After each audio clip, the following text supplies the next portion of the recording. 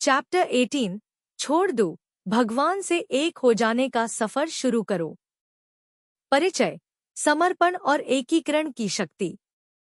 जीवन में हम मोह, अहंकार और सांसारिक बंधन को इतनी मजबूती से पकड़ कर रखते हैं कि हम भगवान की चेतना से दूर हो जाते हैं।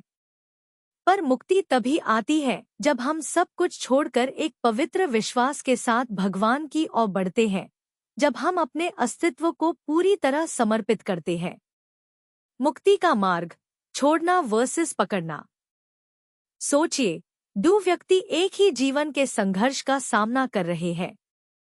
एक व्यक्ति बंधन को पकड़कर रखता है, मैं अपनी पहचान, अपनी सफलता, अपनी समस्याओं से जुदा हूं, मुझे सब संभल कर रखना है। दूसरा व्यक्ति सब कुछ छोड़कर भगवान में विलीन हो जाता है, मुझे कुछ भी रोकना नहीं, मुझे अपने मन को शुद्ध करके भगवान से जुड़ना है। पहला व्यक्ति चिंता, डर और असुरक्षा का अनुभव करेगा, जबकि दूसरा व्यक्ति मुक्ति, तृप्ति और अनंत आनंद का अनुभव करेगा। छोड़ने की शक्ति से आने वाले लाभ।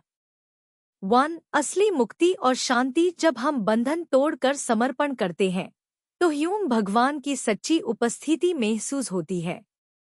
2. भय और अहंकार से मुक्ति। सांसारिक मोह का त्याग हमेशा एक शुद्ध, तृप्त और स्थिर चेतना लाता है।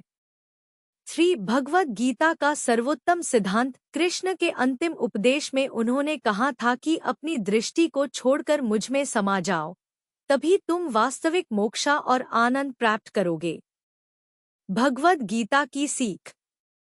कृष्ण ने अर्जुन से कहा था, जो सब कुछ छोड़कर मुझ में समाता है वही सच्ची मुक्ति को प्राप्त करता है। समर्पण का अर्थ हार नहीं, बल्कि दिव्यता में विलीन होने का आनंद है, जो सीमित अस्तित्व से ऊपर उठकर अनंत में मिलने का मार्ग है। निष्कर्ष, एकीकरण का असली मार्ग।